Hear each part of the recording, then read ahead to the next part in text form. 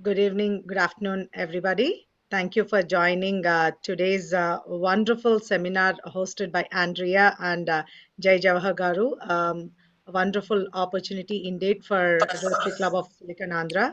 Before we kickstart the meeting, I would just share the four-way test, and once the four-way test is done, I will introduce Jai Garu and we'll take it from there.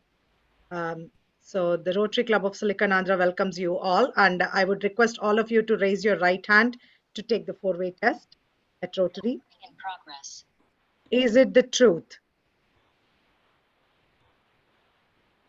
Is it fair to all concerned? Will it build goodwill and better friendships? Will it be beneficial to all concerned? Thank you. Um, Welcome all. First of all, it's a wonderful session that we are having here. The session is all about you should know, and we all should know for the plant rich diet and environmental sustainability. And we have with us Jai Jawahar Garu. He is a Silicon Valley entrepreneur and technologist. Jai Garu is also a member of Plant Rich Diet Environmental Sustainability Rotary Action Group and Task Force. Welcome, Jai Garu. Welcome to Rotary Club of Silicon Andhra. And we also have Andrea, who is a registered dietitian nutritionist, specializing in working with individuals who have chronic health conditions like body weight concern, type 2 diabetes, heart diseases, high blood pressure, high cholesterol. Andrea is also co-chair of Plant Rich Diet ESRAG Task Force. Welcome, Andrea, and thank you for all your time. And we are all excited to listen from you both. Jai Garu, all yours. Thank you, Priya Garu. I'm going to be sharing my screen right now. Also, I want to introduce you to Joji Michael, who is my friend, who is also a member of the Plant Rich Diet Task Force, and he is a member of the Fremont Rotary Club. Hi, everyone. Thank you, Jay. Hi, Joji. Thank you for joining us at Rotary Club of Silicon Andhra. Appreciate your time. Okay. Can you all see my screen? We can see. Yeah. Great. First of all, again, thank you very much for giving us this opportunity to speak with you this afternoon. We have been at different parts of the task force, have been talking to different Rotary clubs around the world, actually. And we're eagerly looking forward to talking to you because you're not just, what I understand is that your club actually spans multiple states and so on. So it's a very special opportunity. So thank you so much. As Priya Garu mentioned, my name is Jai Jawahar, and I am a member of the Plant Rich Diet Task Force, which is part of the Environmental Sustainability Rotary Action Group, or SRAG. I'm joined here by my colleague, Andrea Wharton, who is the co-chair of the Plant Rich Diet Task Force. So the task force was formed fairly recently, and has been doing a lot of work, and some of which you'll see today through the presentation. So today we are actually here to invite you to a special one-of-a-kind challenge that we have organized for you, and that is the Global 15-Day Plant-Rich Diet Challenge. And so that's one part of it. And after that, my colleague Andrea will be talking about how you can potentially prevent and reverse type 2 diabetes. Andrea is an expert in this. She has been very experienced in handling experience with people with these kind of conditions, and her expert advice will be highly valuable. I'm sure you'll find it very valuable. So let me start by sharing with you why we chose to organize this event. Why are we focusing on plant-rich diets? It turns out that plant-rich diets are a powerful yet completely untapped solution to the climate change problem. Um, and the beauty of this plant-rich diet solution is that is this something in our control we can start today, right? It doesn't require governments to act. It doesn't require new technologies to be developed. It doesn't require the support of large corporations. No new treaties are needed. This is something we can make a conscious decision to do and choose to eat more plants, eat fewer animals, and we can start today in helping the climate get better. And that's it. Actually, it's conceptually a very simple solution, which we can implement on our own, and it's not only good for the planet. It turns out that it is also good for your health. And Andrea will be talking quite a bit about that later today. So this one little step, right? One little step can be so extraordinarily powerful if we all do it together. So that's what it takes. So this maybe I'm you think I'm oversimplifying it. Maybe you're not convinced. Let me show you why this is true. We'll look at the some data to see why I believe this is true. So the agenda for today, my part of of the presentation will be talking a bit about climate change and what food production has to do with climate change, how it impacts the terrestrial environment, the oceans, and also how dietary choices impact human health, and what kind of strategies can we adopt to have a sustainable eating pattern. Then I'll talk about the plant-rich diet challenge, how to sign up for it, etc., and the calls to action. So that's the agenda for this presentation. So before we uh, proceed, I want to define what we mean by a plant-rich diet. So a plant-rich diet is not necessarily a vegan diet. So what a plant-rich diet is a diet which consists of mostly vegetables, fruits, legumes, whole grains, nuts, and seeds. And it can optionally include a small amount of meat and dairy and eggs and fish. So this is a plate that was put together by the Eat Lancet Commission in 2019. This was a commission made up of 37 scientists from 16 different countries, and they put together this diet based on how it's beneficial to the planet in terms of climate and how it's beneficial to human health. So as you can see, the big part, the main course has to be plant-based, but does not completely exclude meat or dairy or eggs or fish, which people can add if they so choose to. So also let me make it clear: plant-rich diet is not just eating a series of boring salads meal after meal. So that is very important. It can be yeah, very delicious, as you can see in these pictures. And it has a lot of variety, a lot of ingredients and flavors and textures and spices. It can accommodate every type of cultural preferences. So the good thing is that you can be eating very delicious food and saving the planet at the same time. So let's start with, what is the impact of animal agriculture, the production of animal-based foods on climate? So last month, the IPCC, which is the Intergovernmental Panel on Climate Change, published a sixth assessment report of the planet's climate. The IPCC releases a report roughly about one every 6 to 7 years. And they came out with the latest report based on the latest science and data of what's happening in the planet. So this report issued a very critical warning. And that warning is that the planet is heating up actually much faster than that was predicted in earlier reports. So the change, the climate change, the global warming pattern is actually accelerating compared to just even 6 or 7 years ago.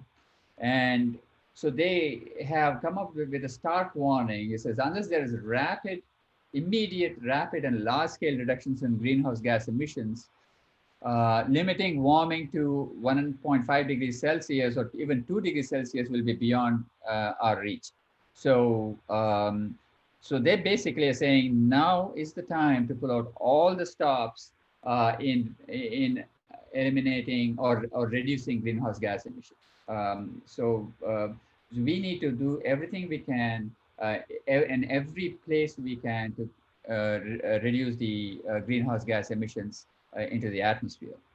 And that every place we can includes not just fossil fuel reduction, but also includes the global food system. Why? Um, because the food system, it turns out, is responsible for more than a third of all global greenhouse gas emissions. As you can see in this chart, the numbers are this 18 gigatons of greenhouse gas emissions. This was back in 2015, came from just the food system in operation. And of that, 57% came from animal-based foods, a full 57%. And beef alone was 25%. And you'll see why beef is fairly expensive to produce in terms of greenhouse gas emissions. But is this all bad news? Actually not. Actually, it's a very good thing. The reason is that there is a single thing we can attack, and because this simple solution of having a plant-based diet can offer a simple, effective, and immediate way to reduce greenhouse gas emissions. So it's a blessing in disguise that there is one simple thing we can do that can have such a huge impact on the problem. The Institute for Agriculture and Trade Policy commissioned a study to see what the amount of greenhouse gases that are emitted by meat and dairy companies. And what they found was that the top 5 companies around the globe, they emitted more greenhouse gases than the usual culprits. More greenhouse gases than ExxonMobil, more greenhouse gases than Shell or British Petroleum. So animal agriculture is a significant contributor to greenhouse gases on par with fossil fuels. Because typically when we're talking about climate change and greenhouse gases, people immediately go towards fossil fuels. We need to go solar, we need to put in windmills, etc. And those are all important. There's no doubt. But you can see it's equally important to tackle the problem of industrialized animal agriculture. In fact, this chart is fairly telling. If we had a nation just made up of, cattle, if we had a republic of cattle, that nation would be the third largest producer of greenhouse gases after China and the United States. It's a big deal. It's a big deal what animal agriculture is doing to our climate. Here's a chart which is sort of fairly revealing. If you look at, typically people eat animal food. What they say, I need proteins, right? Now, if you want to compare animal foods for protein, so let's say how much of greenhouse gases are emitted when you produce 100 grams of protein. Beef produces 20 times as much greenhouse gases as getting the same protein from legumes or tofu, for example, 20 times. And then milk and cheese are not any slouches. They're like 4 times compared to legumes. And then pork or poultry are 3 times. So they're all significantly in factors of 3, 4, or 20 more than producing protein from legumes. So and this is the reason why if we can cut down on consuming beef or chicken or milk and dairy, especially in the Indian community, we do a lot of milk and dairy And it's probably been okay traditionally, but the reality is we live here in the US, and this is the cost of consuming milk, right? And cheese and so on. So here's a statistic that if the world's 2 billion high consumers, the people living in the more developed countries, were just to cut their meat and dairy consumption by just 40%, the world would avoid 168 gigatons of greenhouse gas emissions. That is 3 times all the emissions that happened in 2019. So this kind of thing can give us a lot of time to react to climate change. We can develop the new technologies for solar, wind, and what have you.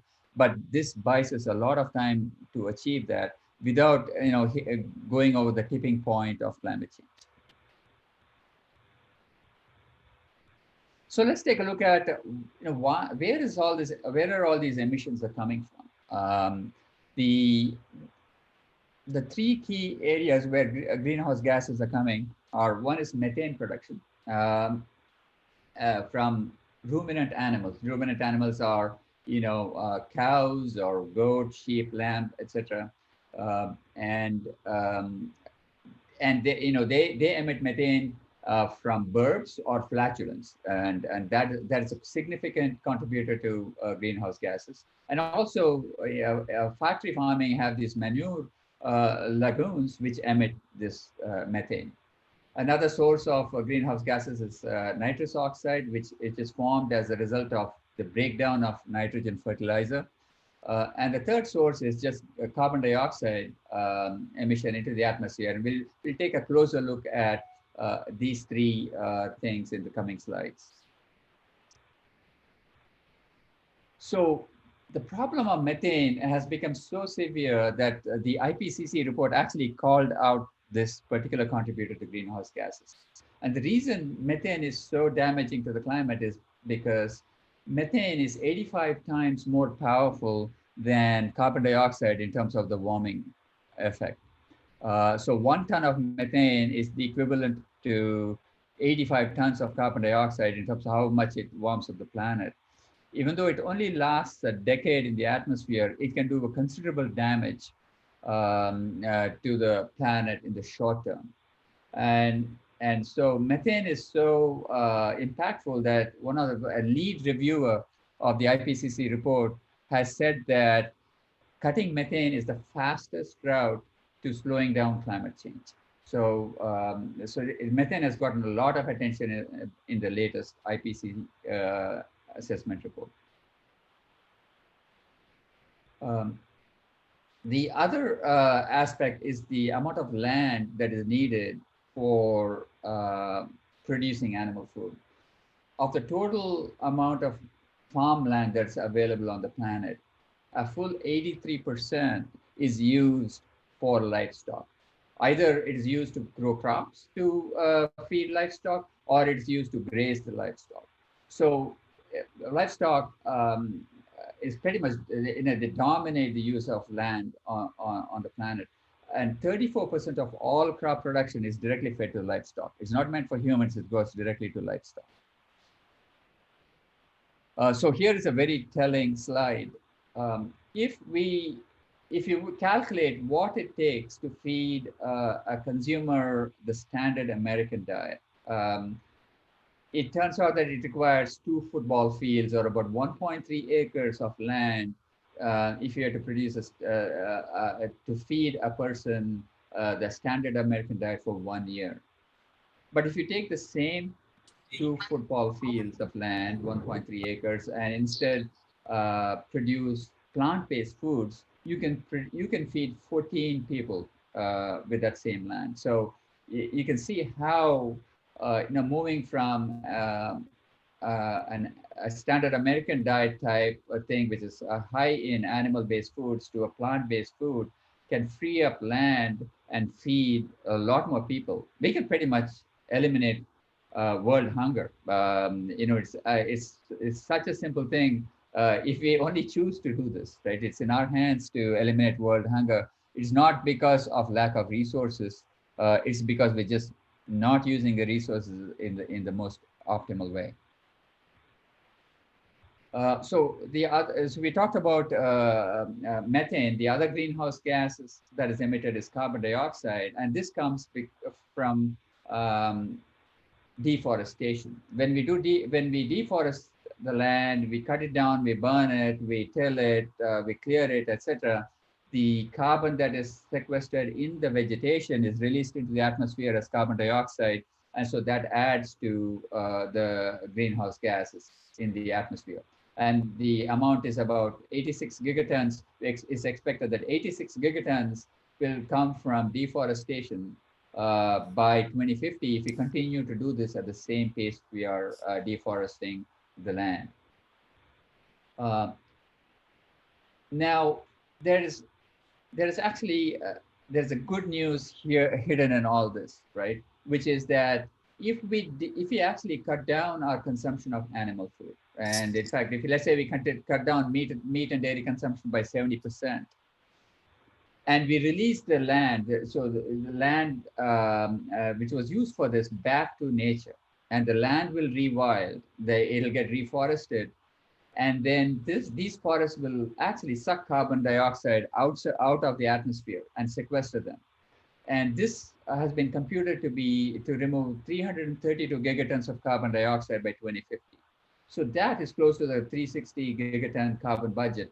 It's a significant amount. So pretty much, if we can cut our meat consumption by 70%, we'll be 2/3 of our way to solving the climate change problem, right? So this one act, no new technologies, no new anything. This one act of just cutting down our daily, food intake composition can get us 2/3 of a way to solving a big global problem. And it's climate change obviously is the biggest impact of deforestation, but another big loss is loss of species. You know, wild mammalian population is decreasing rapidly on the planet. You'll all be very surprised to hear, how much how many mammals are left on the planet. If you compute the biomass of all mammalian species on the planet, only 4%, I repeat, only 4% of those of the biomass is made up of wild mammals. A whopping 62% of the biomass of mammals is made up of factory farmed animals. So we're pretty much, losing wild mammals. And if this continues at the same rate, within a couple of decades, by 2050, we won't have many wild mammals left. Another precious resource that is used a lot for animal agriculture is fresh water. We use about 3/4 of all our fresh water for crops or livestock. And most of us are living in California here.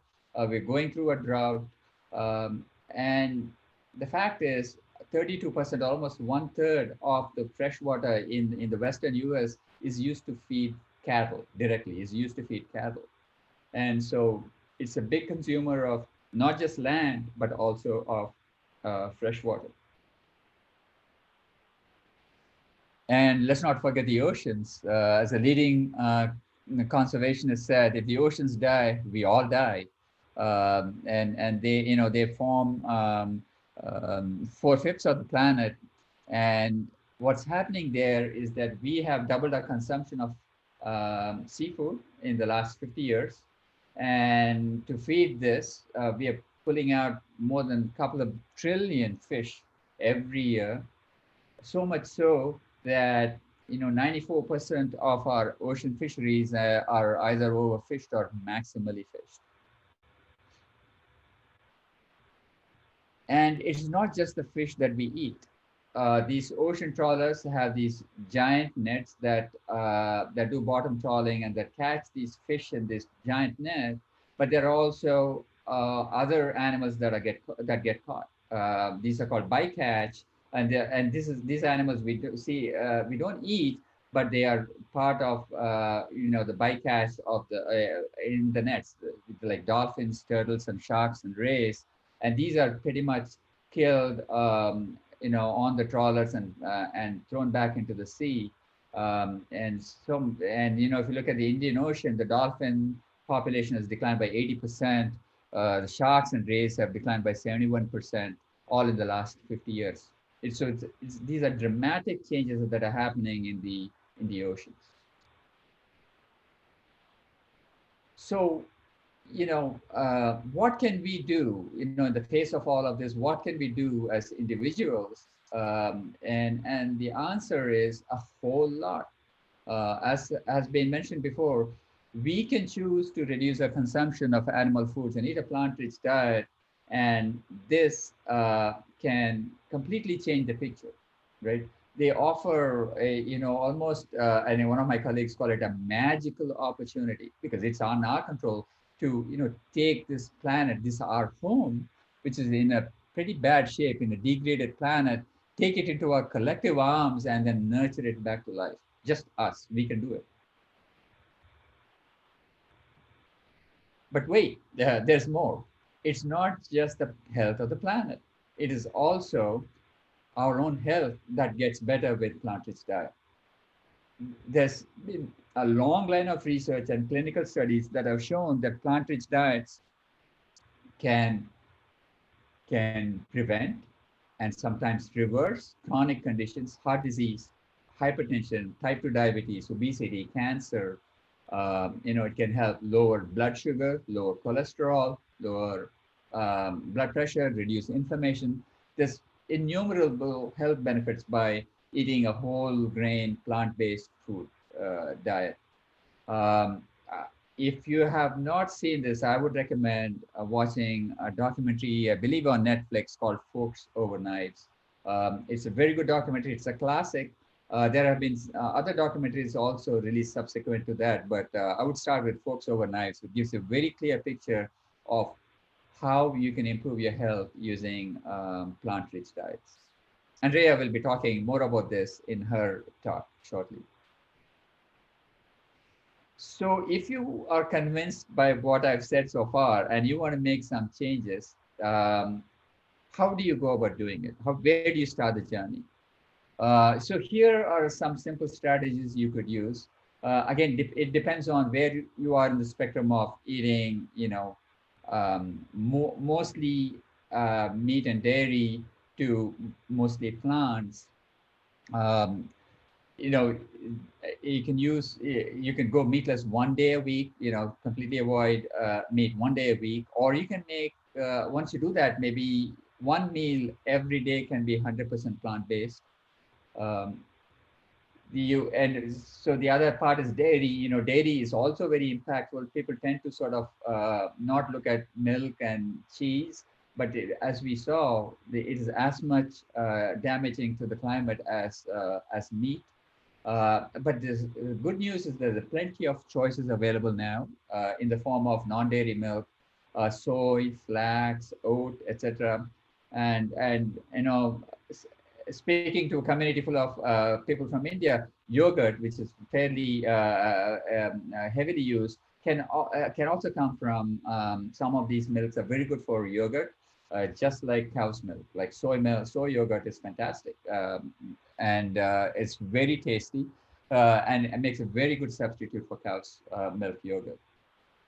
Um, we can also choose, to use plant-rich menus at the club meetings and district meetings and events. So there are many things which are easy to do to get on the path to moving your diet towards a plant-rich diet. So if you'd like to experiment with this for whatever reason, is it for climate, it may be for your health, we have a challenge organized for you. There's a global 15-day plant-rich diet challenge that is starting October 1, just about 10 days from now. And it is going to be a very fun event.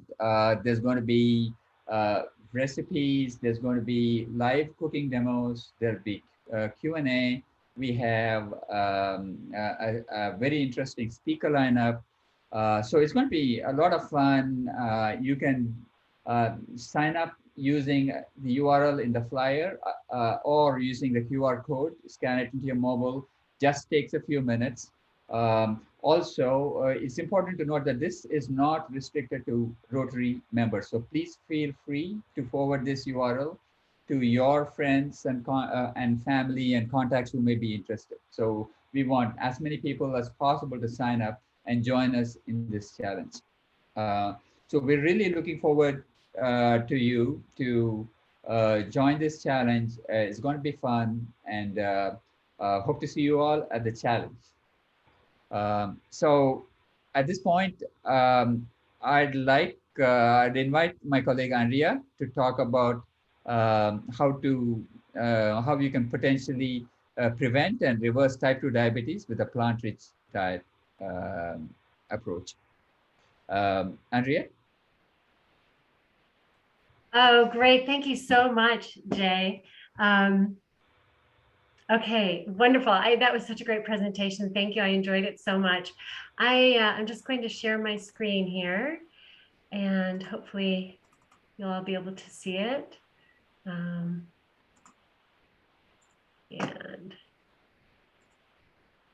okay, is everybody able to see my screen? Yes. Yeah. Okay. Wonderful. Okay, great. All right. So again, thank you, Jay, and thank all of you so much for this amazing opportunity. We're so excited and honored to be here today. And I'm hoping that my presentation helps you to achieve optimal health. Now, I just need to start with a bit of a disclaimer. I am not going to read all of this, I promise, but I do want to highlight just a few important points. I am not a doctor. I'm a registered dietitian nutritionist.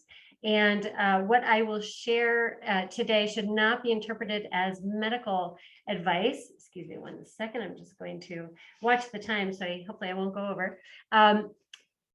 Or a diagnosis of disease. I am presenting to you just for informational purposes. And importantly, adopting a whole food plant-based diet can be highly effective at reducing blood sugar levels and reducing blood pressure, and it may necessitate a reduction in medication.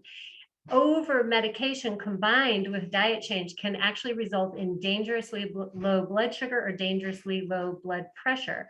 So please work closely with your healthcare provider if you're on medication and you decide to adopt a whole food plant-based diet.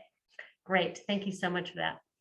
So today we are going to learn together how healthy plant-based diets are key to preventing and in some cases even reversing many of the chronic diseases afflicting us, our loved ones, and our fellow human beings around the world. And I just want to tell you that I'm so happy all of you are here today, because today's discussion may actually save somebody's life. It may save your life. It may save a loved one's life, your child's life, a friend's life. So I'm really happy that you're here. I'm going to spend most of my time today focusing on type 2 diabetes, because the underlying cause of type 2 diabetes, something called insulin resistance, which you see in the middle, raises our risk of most of the major chronic diseases afflicting us today, including type 2 diabetes, coronary artery disease, high blood pressure, high cholesterol, obesity, cancer, kidney disease, and even Alzheimer's disease. The wonderful news is that the dietary pattern that is the most effective at reversing insulin resistance is the exact same dietary pattern that significantly reduces our risk of all of the disease states that you see here. That dietary pattern is actually a low-fat, whole food, plant-based diet. And in the case of type 2 diabetes, coronary artery disease, high blood pressure, high cholesterol, and obesity, a low-fat, whole food, plant-based diet can, in many cases, actually help to reverse those conditions, assuming an individual does not engage in other risky behaviors like smoking or excessive alcohol consumption. Now, before we dive into type 2 diabetes, I'd like to make an important point about COVID-19 and chronic disease. Oh, there we go. Low-fat, whole food, plant-based diets reduce our risk of all of those conditions. The COVID-19 pandemic obviously is all-consuming these days, but what we don't often talk about is that the world has been dealing with another pandemic for decades, and that is the chronic disease pandemic. Over the last 20 months, 4.7 million people have died from COVID-19, and this is an absolute tragedy. Thankfully, the world now has vaccines that are providing significant protection from the SARS-CoV-2 virus. We also lose, though, nearly 18 million people every single year to cardiovascular diseases alone. We also lose another 1.5 million directly to diabetes, and we lose millions more to other preventable diet-related chronic diseases. And the thing is, just like we have an effective intervention for COVID-19 now, we also have an extraordinarily effective intervention for these chronic diseases, and that is a healthy plant-based diet. So in my view, it seems like it's time that we take chronic disease as seriously as we're taking COVID-19. We do not need to spend billions of dollars and wait years to develop more drugs to treat chronic disease, because we have the solution today. It's a healthy plant-based diet. Now, a report published in 2020 by the UN Food and Agriculture Organization, the WHO, and other international non-governmental organizations actually found that a global shift to any of 4 plant-rich dietary patterns, including flexitarian, pescatarian, vegetarian, or vegan, would prevent 12.7 to 13.7 million premature adult deaths in the year 2030. Such a shift would also reduce diet-related health expenditures, meaning direct and indirect costs from coronary heart disease, stroke, cancer, and type 2 diabetes, by an average of 95% worldwide in 2030. And there's more great news in recent studies published in June of this year that showed that diets rich in plants also protect us from COVID-19. One study found that people who ate a high-quality plant-rich diet were around 10% less likely to develop COVID-19 in the first place than those who ate a low-quality diet. And those people eating the plant-rich diet were 40% less likely than those eating a low-quality diet to become severely ill if they did develop COVID-19. Another study found that people eating plant-based or pescatarian diets had a 73% lower chance of moderate to severe COVID-19 illness compared to those not eating those diets. So the bottom line here is that plant-rich diets, including 100% plant-based diets, are a win all around. They're a win for addressing climate or chronic disease, a win for protecting against COVID-19, and as Jay has shared, a major win for our planet and our environment. Okay, let's jump into type 2 diabetes. So there are 3 main types of diabetes. Those are type 2, type 1, and gestational, but we are going to focus on type 2 diabetes today, as well as its precursor called pre-diabetes. 90 to 95% of diabetes cases in the US are type 2 diabetes. It used to be called adult onset diabetes since it only occurred in adults, but now our kids are starting to develop type 2 diabetes. It's largely caused by lifestyle choices, and it does likely have a genetic component. However, I want to make a very important point here. Even if you have a strong family history of type 2 diabetes, you are not doomed. In most cases, our lifestyle choices are the primary determinant of whether or not we will develop type 2 diabetes. And we're facing a diabetes emergency in our nation. Currently, 1 in every 10 adults in the US has type 2 diabetes. 20% of those people don't even know that they have it. 1 in 3 adults in the US has pre-diabetes, which often progresses into type 2 diabetes. And 84% of people with pre-diabetes don't know that they have it.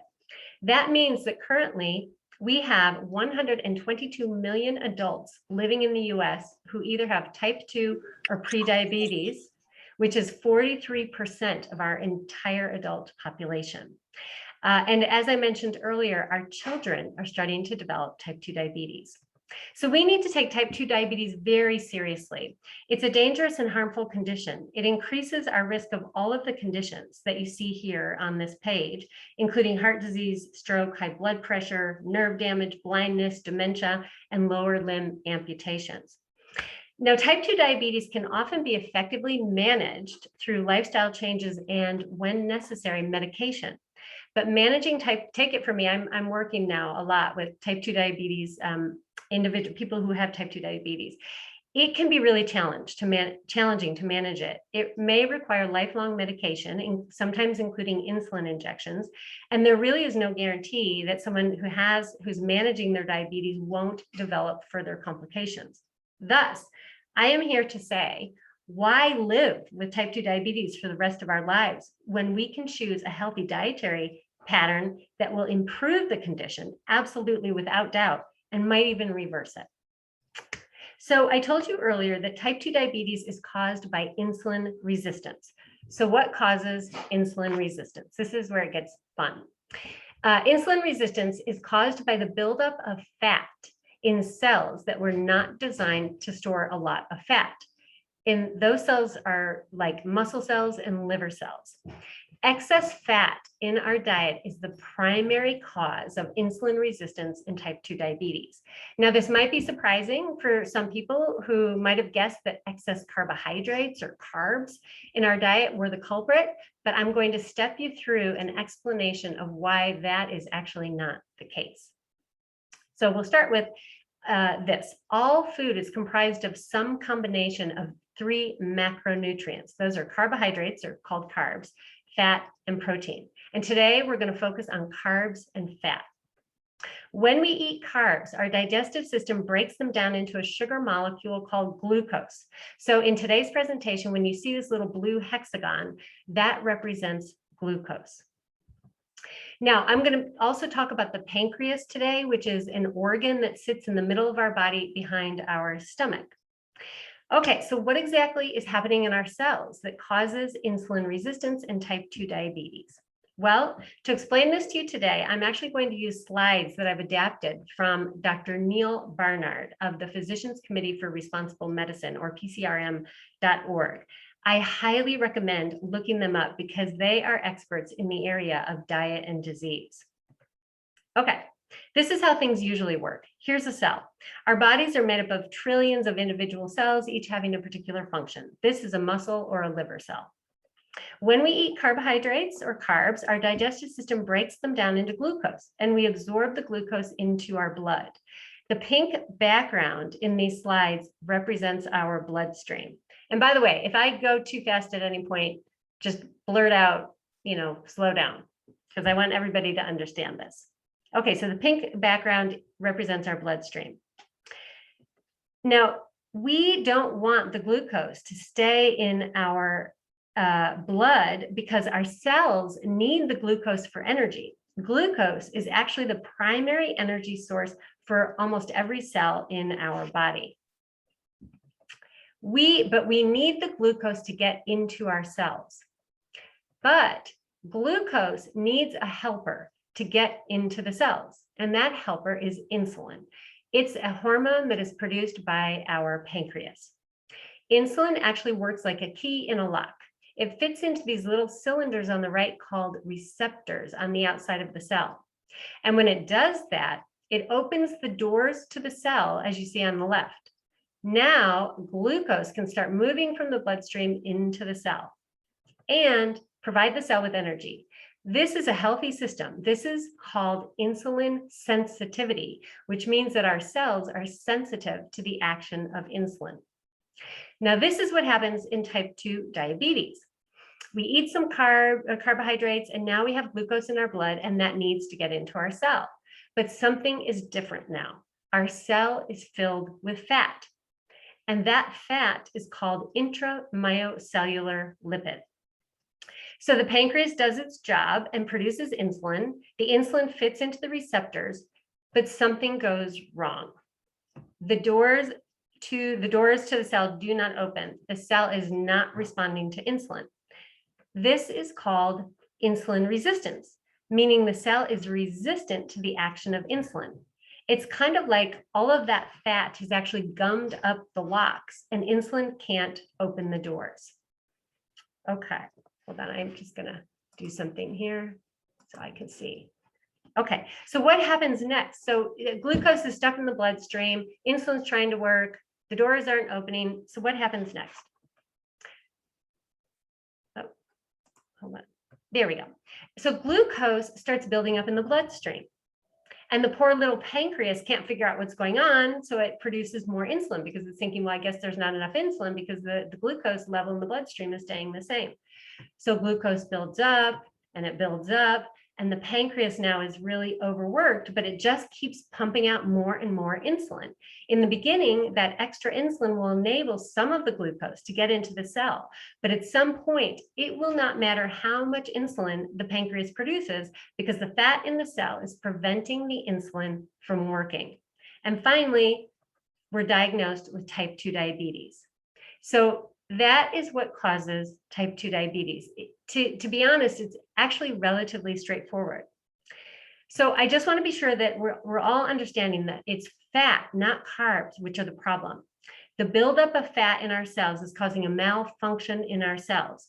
Carbs are not causing the problem, but when we eat carbs, we experience the symptom of the problem since the glucose from the carbs can't get into the cells. Carbs, this yellow box on the bottom is really important. Carbs are not our enemy. They're actually our primary source of energy, but it is key that we eat good carbs, and we will talk more about that in a moment. Now, another important point is that insulin resistance is extremely hard on our pancreas. When we've got excess fat in our cells, our pancreas is working like a car that's driving at full speed, pedal to the metal, every single day for years.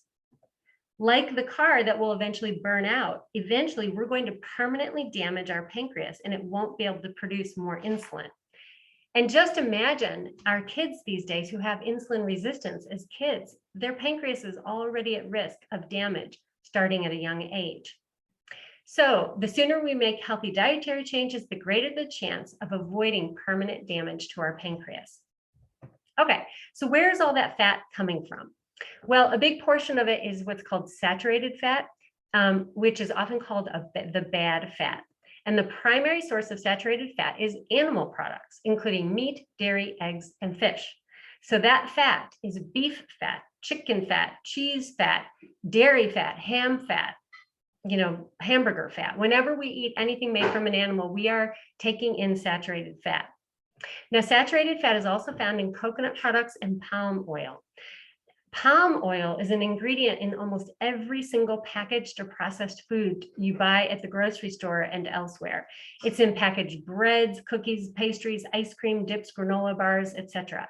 So as long as we're eating packaged and processed foods, it's almost impossible to avoid palm oil. Now, by the way, Joji and I have had some discussions about coconut, and what I do want to, because there are some places in the world where people eat a lot of coconut and they're healthy. When you're eating coconut in moderation and in its natural form from a coconut, it's really much better for you than if especially you're eating it in the form of like a processed oil, which is 100% fat. So I just wanted that shout out to Joji, who grew up in a coconut producing place. Okay. Now, let's see, where am I? Let's see. Oils are also the fat from oils, so unsaturated oils, whether it's olive oil or, soybean oil, and greasy foods is also a significant contributor to the problem of developing type 2 diabetes. So the more we can reduce the amount of oils and saturated fats in our diet, the better. Now, processed sugar also does contribute to the problem. So you might be saying, but wait a minute, sugar is a carbohydrate, and didn't you just say that sugar isn't a problem?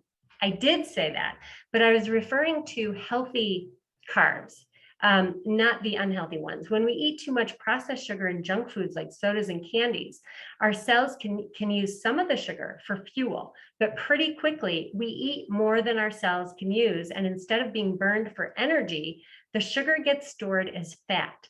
This causes us to gain weight, which contributes to developing type 2 diabetes. And sugar also causes immediate inflammation and other harm in our bodies. Okay, now what about genetics? Doesn't our DNA and family history matter? Well, yes, it does. Genetics do probably play a role in making some of us more susceptible to developing type 2 diabetes, but we are learning that it's really our lifestyle choices, especially our food choices and our level of physical activity, that ultimately determines whether we'll actually develop type 2 diabetes. In fact, it's pretty likely that the dietary habits we inherited from our family are playing more of a role than the DNA we inherited.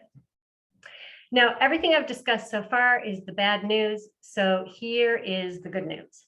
We can change all of this starting now, literally starting today. All we have to do is change what we eat. And in particular, we can shift to a low-fat, whole food, plant-based diet. Now, what is that?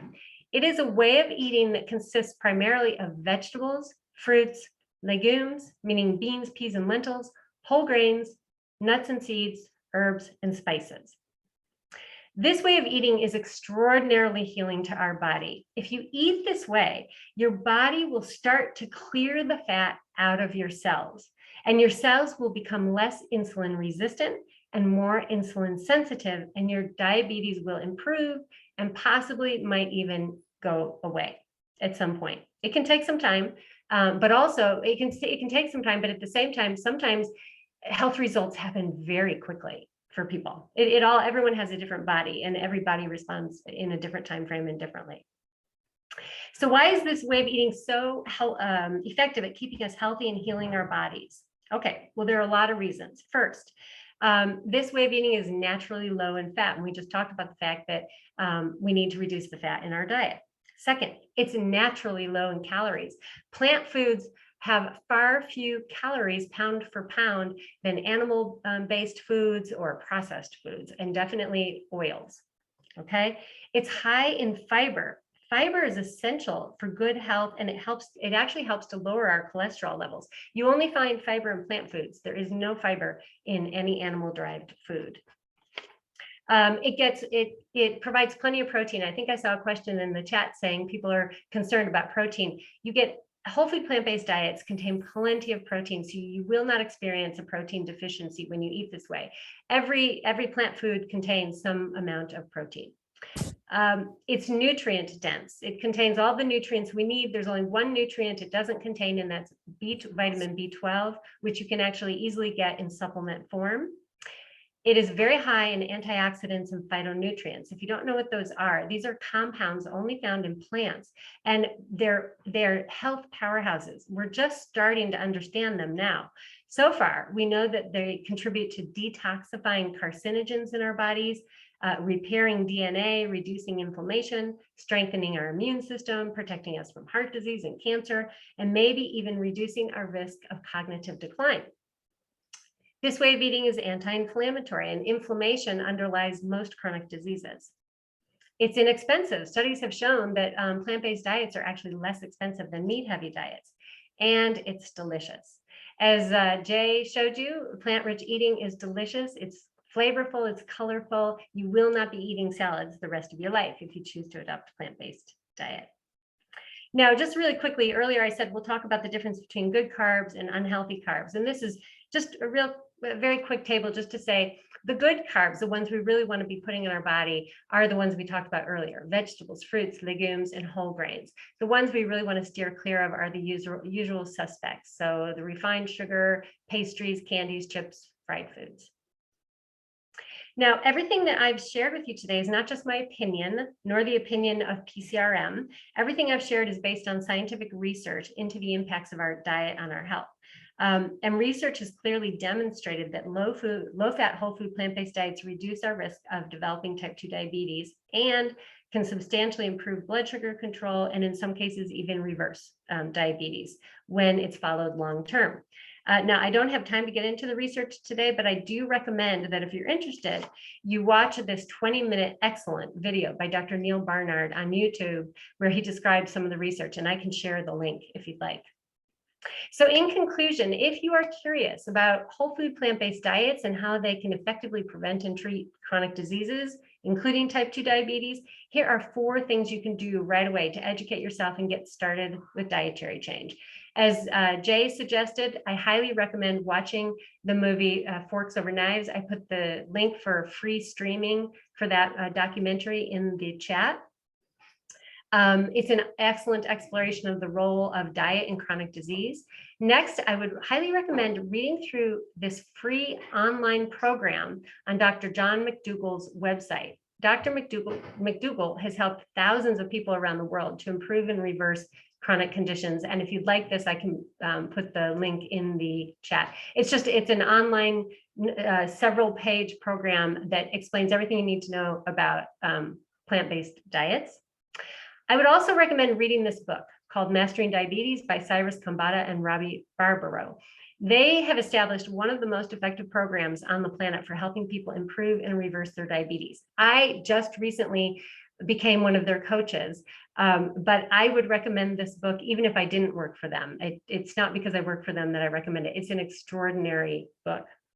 And last, I would suggest watching this 3-minute, very inspiring video where Eric Adams, who's the president of the Brooklyn Bureaus, and he's a mayoral candidate for New York City, describes how he reversed his very severe type 2 diabetes on a whole food, plant-based diet.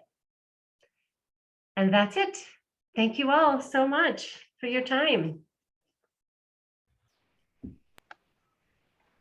Thank you, Andrea. Thank you, Jawahar Garu. That was indeed a fantastic session. And we just even had gone through the 4-way test. Is it beneficial to all concerned? And I think this is what it is. If we have to vouch by the 4-way test, and you guys are already doing beneficial to the world at large. I mean, thank you for educating us. We all know what are the effects of having these kinds of health issues, and I myself am one of those point checks. When you say type 2 diabetes, I'm a diabetic for 15 years, and I exactly know what each and every step you're trying to educate us. And my husband, he's just, Priya, this is what I'm be telling you. You don't listen. This is what you need to do. And he's even more excited because all the information he gives me, we are actually validating those in this session. So thank you. It's enriching, and I think the need of the hour to have more of plant-based diet in our lives, to just have a whole ecosystem which begins within our body. And at this time, we would be taking any questions from our participants here. Any questions, any suggestions, any thoughts? Please feel free to unmute and have your thoughts expressed.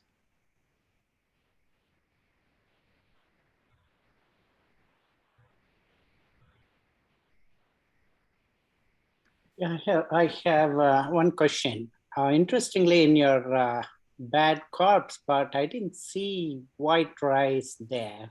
And so I was curious if there is any reason for it, or is it just that not there?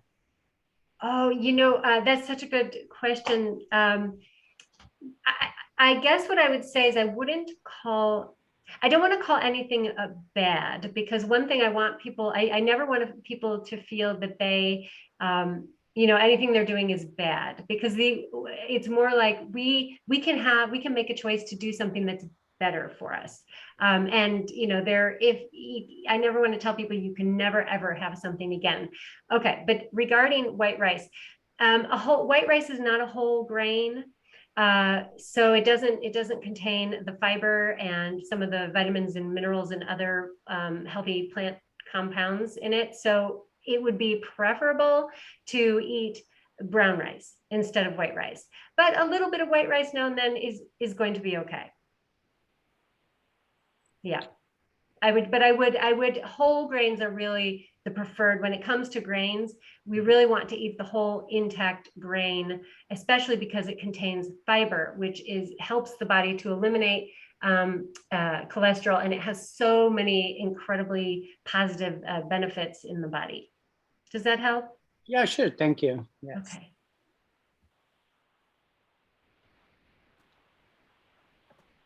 So I had a question for you, Andrea. But before the question, I want to thank you for the shout out to, our discussion around coconuts. As most everybody on this call might have recognized, I am from Kerala. So the first time the topic of coconuts came up with Andrea including it in the unhealthy column, I was like, I am from a state whose name means the home of coconuts, and I've grown up eating coconuts and all that. So we had an interesting discussion about that.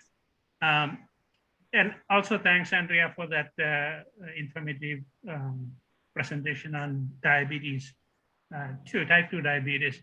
So my question is about fruits, right? Fruits we know are the sweetest whole food plant-based item there is. And there are especially tropical fruits that they are extremely sweet, like bananas, mangoes, jackfruits.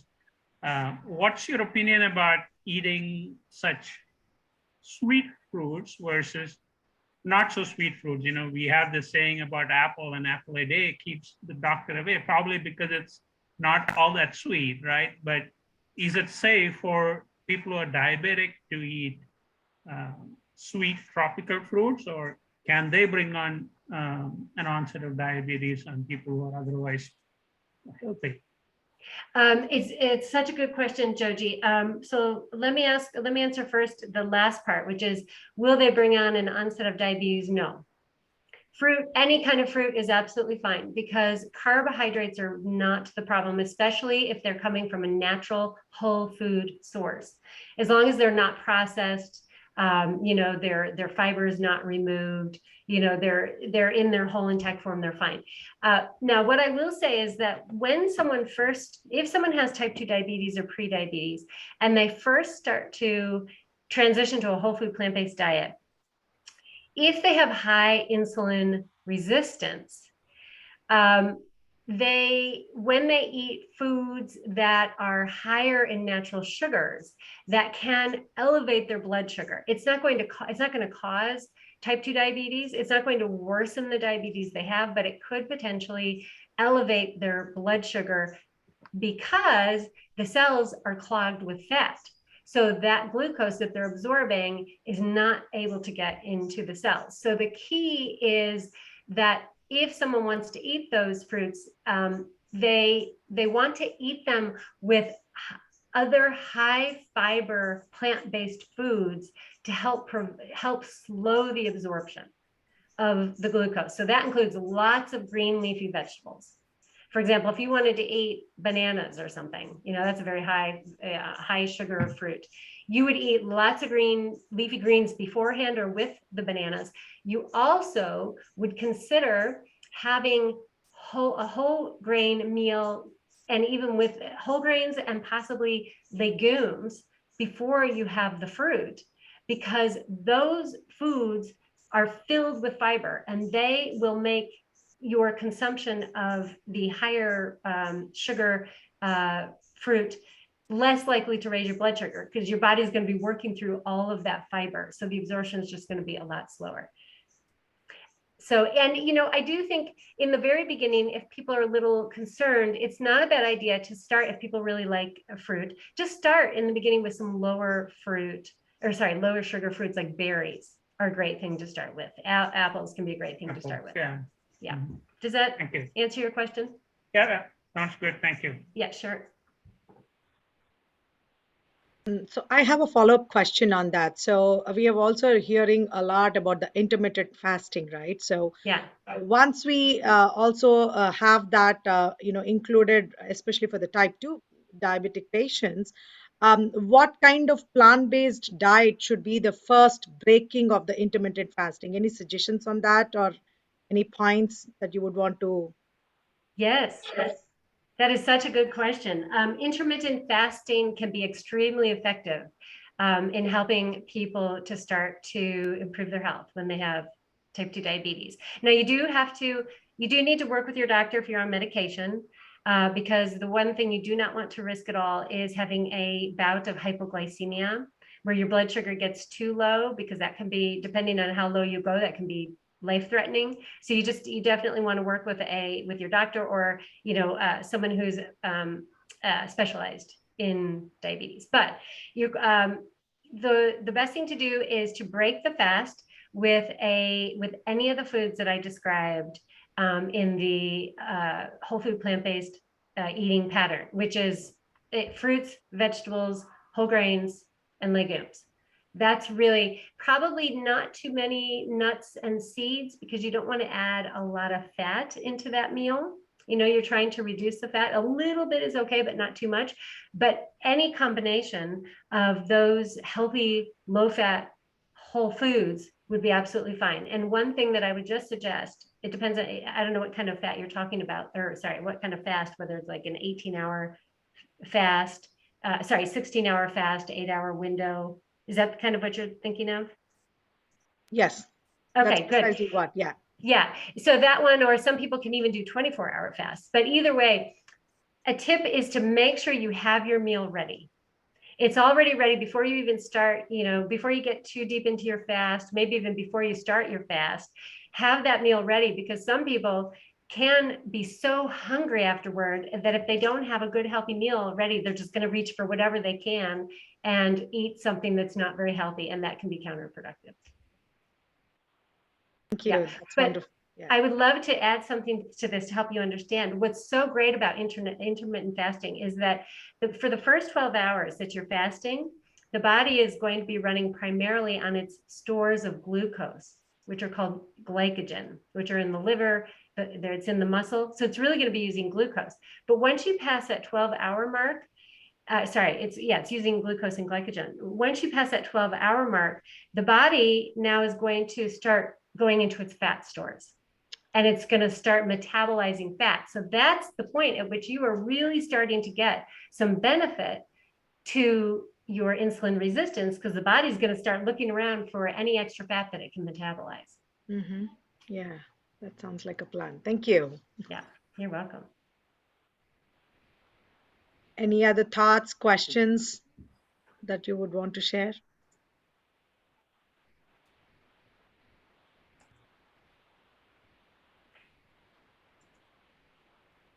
We can take a question or a two at this time.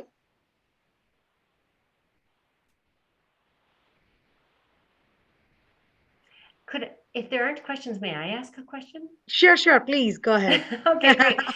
I would love to hear from the participants about what is the possibility for a shift away from dairy products in a place like India. How entrenched is dairy? How difficult would this be? What could potentially make it happen?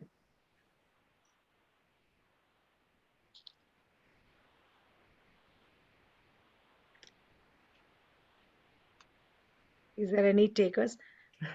Okay, so hi, this is Shri Sudha. I'd like to give it a try. I'm not sure though. Personally, I mean, I've seen my family, we have two sets of people, one who are too much addicted to dairy and the other set who don't even take dairy on a daily basis. So we get a pressure from the other family members saying, no, dairy is important. You need to include dairy in your diet every day, where we are a little bit reluctant to it. So I think cheese is hardly used. Mostly the ones which is used is milk and yogurt, which is the main consumption as part of dairy. Yeah, I second that. I mean, it is going to be a really, really big challenge, especially milk and yogurt, like she says, because that is something which most people, at least in the southern part of India, cannot live without. Other than that, I think everything else should be a possibility going more towards, but that's going to be a challenge, yes. And I also see, believe that in India, I think there has been no, kind of substitutes. You don't have a lot of choice, because maybe primitively it's been totally on the animal based, products that have been at rampant use from the civilizations, right? So we don't usually see any kind of like, until and unless we are living in the tier one cities, we don't have the choice of even having soy milk, or leave alone other substitutes that can compensate for the dairy products. So I think, but whereas even if you go to the remotest of the remote part of the village, if not cow milk, you can even get a goat's milk or sheep milk. Those are the choices you have. some kind of an animal, milk at large scale use. So I think for us, because like of such kind of practices, we hardly even, tune our minds to saying that, hey, instead of, the dairy milk or the dairy products, you can even like, select using other substitutes for the betterment of your body.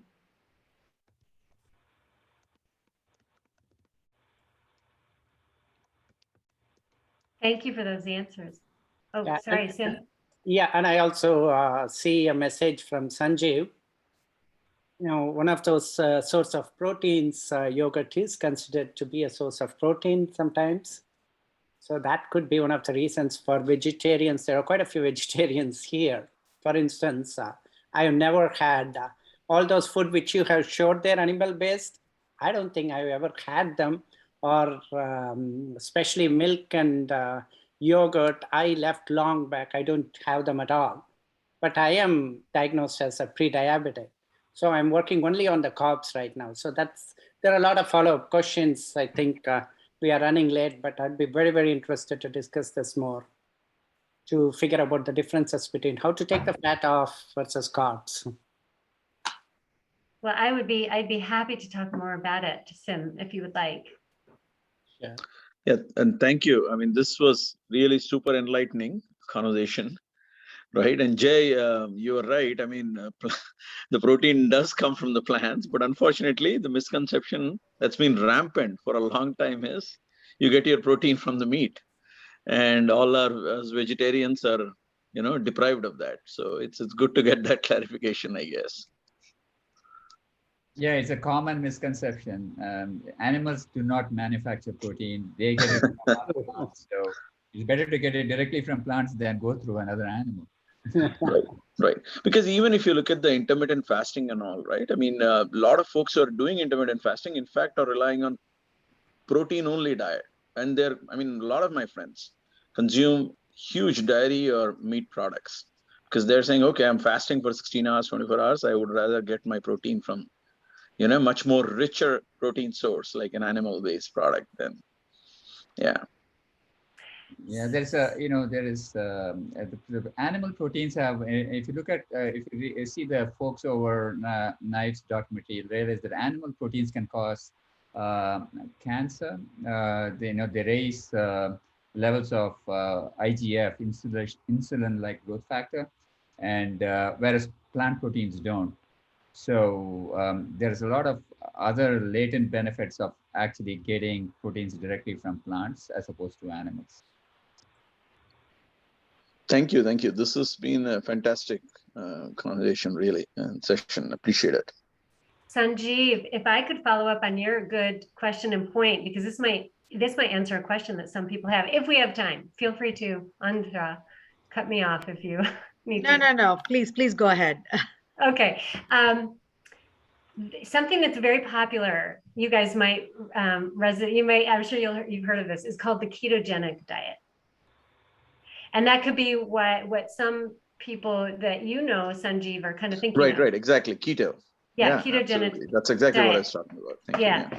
So what the ketogenic diet is actually like pretty much the exact opposite of a plant-based diet. It's about 70% fat generally, and I think something like 10 or 15% protein, 10 or 15% carbs.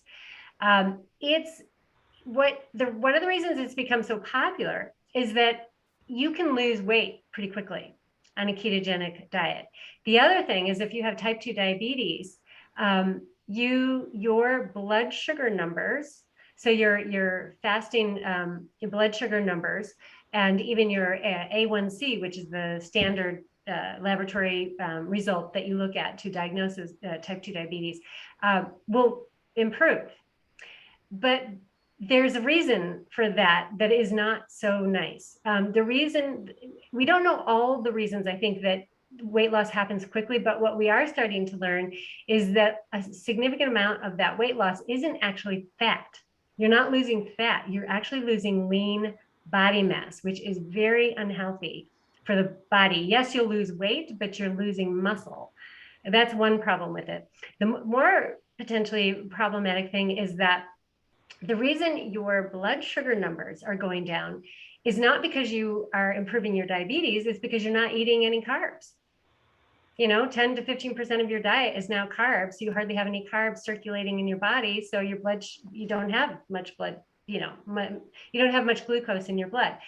But it's not an indication of an improvement in diabetes. The danger is that with this, we know this, with this ketogenic diet, we are filling ourselves with so much more fat that eventually people are starting to see an increase in bad cholesterol. They're starting to see their LDL cholesterol go up after some time on a ketogenic diet.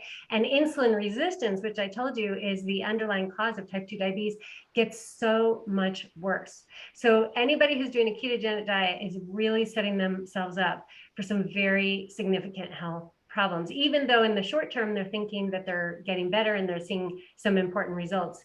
It's false, I guess I would say. Wow. Got it. Thank you. Thank you. Yeah.